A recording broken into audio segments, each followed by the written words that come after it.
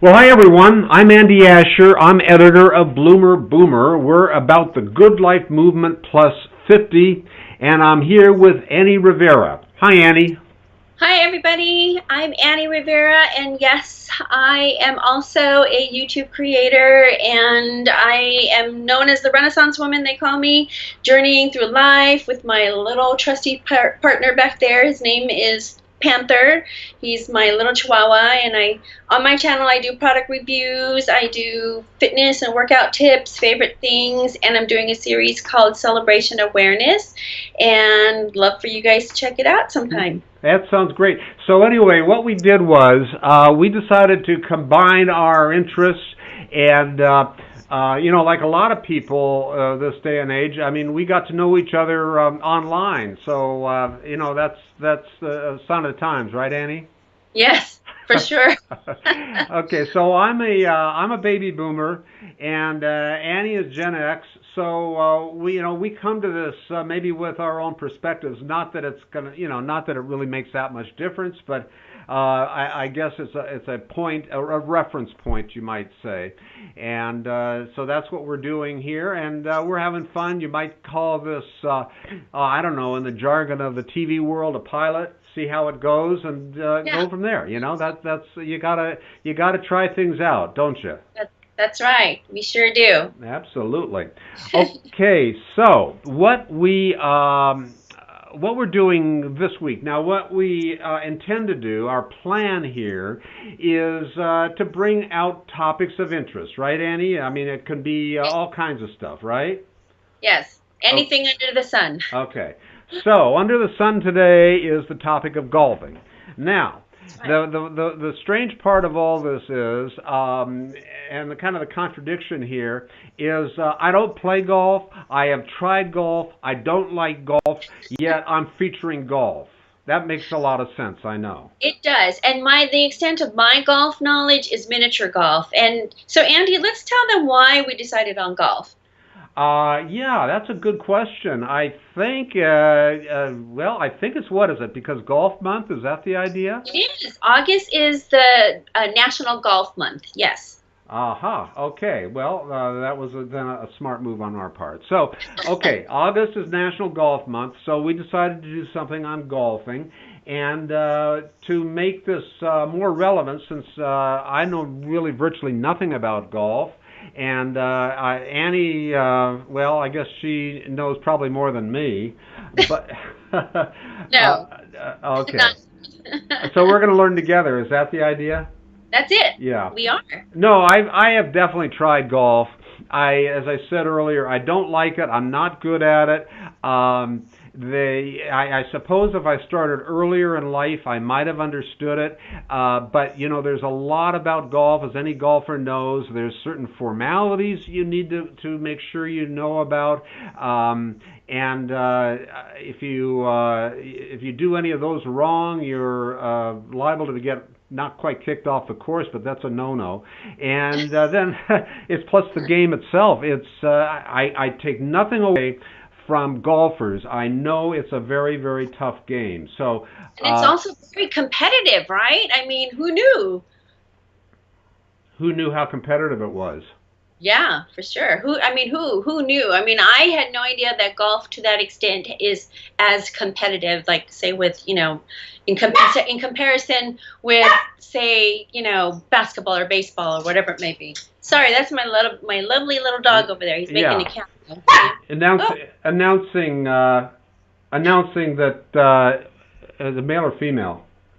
It's a he. Okay. Panther. Okay, he's announcing himself there. My dog is actually here, and he's a big old 70-pound shepherd mix, and he literally never barks. So I'll trade you. What's that? I'll trade you. Yeah. Well, no. Yeah. And but anyway, back to golf. So what we did was, in order to make this a little bit more relevant, and since we've already made it entirely clear that neither one of us knows a thing about golf, we decided to recruit a golf pro to help us understand it a little bit. and his name is Rick Sessinghaus. He was named top golf instructor in Los Angeles and Southern California. You can find him at ricksessinghaus.com. That's Sessinghaus. We'll put that on the notes here when we get around to that. But I think he would be a great source of information, and I enjoy talking with him a lot. Good. Yeah, absolutely. And so one of the questions we asked Rick was what got him interested in the game. Well, it was interesting. I had played a bunch of other sports, and mine, who was on my baseball team, invited me to play golf. I honestly didn't think about it. I go, golf, don't even really, what is it about it? It looks easy, the ball's just on the tee. How hard can it be? And went out there as a 12-year-old and smacked it around and made a mess out of it. And I was kind of hooked, seeing what a simple game that was actually very, very challenging. And so as I got a little older, 16 or 17, and some of the other sports kind of, for injuries and other reasons, kind of fell off, golf became my passion. And so that one round as a 12-year-old stayed with me. So at 12 years old, he started the game. He got hooked on it at 12 years old. Now, I played competitive tennis. I played in the juniors. I played in high school and some college. And, I know what it's like to get hooked on something. And it's just that I wish, in a way, that I had learned golf at 12, because I would probably be playing it today a lot more than I would be playing tennis. But he's a guy that has taken his experience and knowledge, and he's passing it on to others, which I think is a great thing. Very good. Yeah, absolutely. Yeah. So you brought your little friend to the I did. set here, Did you see him? Look at yeah. See, he just wanted some attention. That's why he was barking. He did. Yeah. He just wanted some attention. He's a good mascot. Yeah. He's definitely made cameo appearances in my videos. Is that right? Oh, in other words, he behaves himself okay? He does. Sometimes he just kind of steals the show. He has my blooper reel for the most part. Oh, really? Oh, yeah. He's on the blooper reel. Oh, okay. Well, you'll have to share that blooper reel sometime. So anyway, Rick has a niche, if you will, or a niche. Tell us about that. Tell us about your niche, Rick. Sure. I think when I first started teaching, and again, it was more general population, I would kind of give them a quick interview process to see where they were at, how long they had been playing, what was their background with maybe other instructors, or how many books they've read, just to kind of get a baseline. Certainly somebody who's never touched a club, doesn't know anything about it, you've got to start with some of the terminology and some of the fundamentals just to get them started, like you say, kind of the grip and how to just, get the basics down. But nowadays, it's more of, I vetted out a little bit more with questionnaires and personality profiles and things to understand how people work under pressure and how they play under pressure. So I use mental game assessment forms. I use a lot of interview process to see where they're at, and then let that kind of dictate what is the first steps in the coaching process. I got you. And why do you like golf? Oh, well, I interrupted in there. But anyway, that gives you an idea of his process. And, by the way, I want to tell you something, that these questions actually for Rick were posed by me, but they were written by Annie. So these last two questions are her responsibility. And do you remember? You don't know all of that they are, but you said you asked Annie. One of the questions you asked Rick was that some people say golfing isn't a sport. Do you remember that? Yeah. So some people do kind of regard golf as more of a leisure thing, a leisurely thing endeavor, rather than a sport. Yeah. Well, okay, he took exception to that. Listen. Well, I don't know how they're defining real sport. I mean, golf has all the elements that you need, I believe, for a sport. It requires hand-eye coordination. It requires, if you walk, which is all professional competitions, you have to walk the course. I know that for a lot of people that doesn't seem like it's exerting a lot, but you walk up and down some of those hills, you may get winded. I think the amount of mental skills that are needed are probably more in golf than other sports, because it is an individual sport. You're on your own. The results are, it's just you. You don't have to rely on a teammate, vice versa. And that can put pressure on people. And so mentally, to be able to focus during a round with the distractions, deal with the bad shots, there's a lot of mental skills that are involved with golf. So that becomes, to me, it becomes a sport. There are the physical elements. You have to be flexible enough to swing, to get the club going at a correct speed, to get the ball going out there, and having touch around the green. And there's definitely some skill sets that are extremely high. And for those that say that, I always look at these professional athletes in other sports who then play golf, and they don't look very athletic at all, because it's just a different type of sport. And so if it wasn't a sport or was so easy, then why can't these high level athletes go and transition into golf, is probably the question I would throw back to them.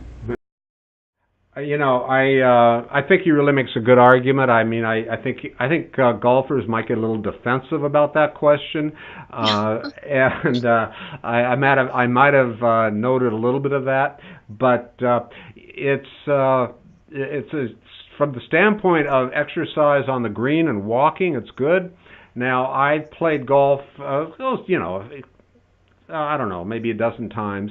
And the most fun I ever had was with a buddy of mine, and he and I would go out and play, and I was as bad as I was. He was okay, and he never made me feel really bad about how poorly I was playing. So, and I don't like doing anything, like most people, I guess, don't want to do anything if they don't do it halfway decently.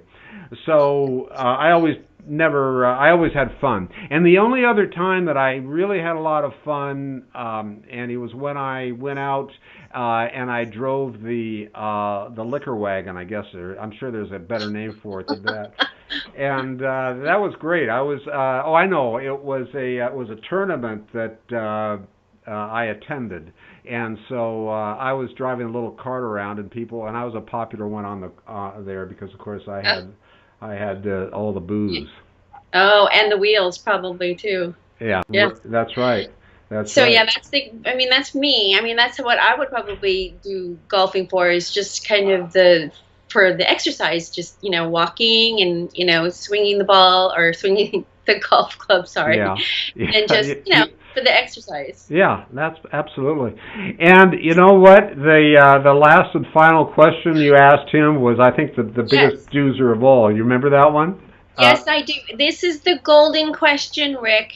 Everybody wants to know, who is the better golfer, men or women? So, it's a tough question, right? I got to be a little politically correct here, right?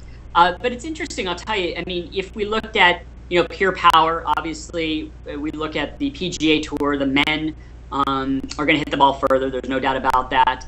And yet, when I talk to some of my male students, and they're the 40 to 50, 60-year-old golfer who likes to play every week, they actually enjoy watching women's golf far more than men's golf, because women on the LPGA Tour have such wonderful tempo and balance. And they appreciate that, because they go, you know what, I can get pretty close to that. The guys on the PGA Tour, they hit the ball really long ways, and you can't really relate to that. And so, I'm kind of going around the question here a little bit. Well, it's a good answer. Yeah, I think, the males have, some strengths on that, but the female golfers and how consistent. Okay, all right. Well, I think you gave a good answer. As a matter of fact, in my opinion, in the case of tennis, I actually enjoy watching women play, because they stroke the ball, they have more rallies. A men's game is pretty much all power. It's gotten better than it was, but in women's tennis, there's a lot more gamesmanship and a lot more playtime. So maybe in a way that's what he's saying about women's golf. Okay, that makes a lot of sense. I think so, yeah. Well, hey Annie, this is it. It was fun, and I hope our viewers and audience got a thing or two out of it. I hope so too. Everybody, thank you so much for joining us and for tuning in. And look for my information down below in the description box, and hopefully you'll tune in to my channel as well. Thank you, Andy, for having me on your show. Thanks, Annie, and thanks for everybody watching. Check us out at bloomerboomer.com and like us on Facebook. Have a great day. Bye now. Bye.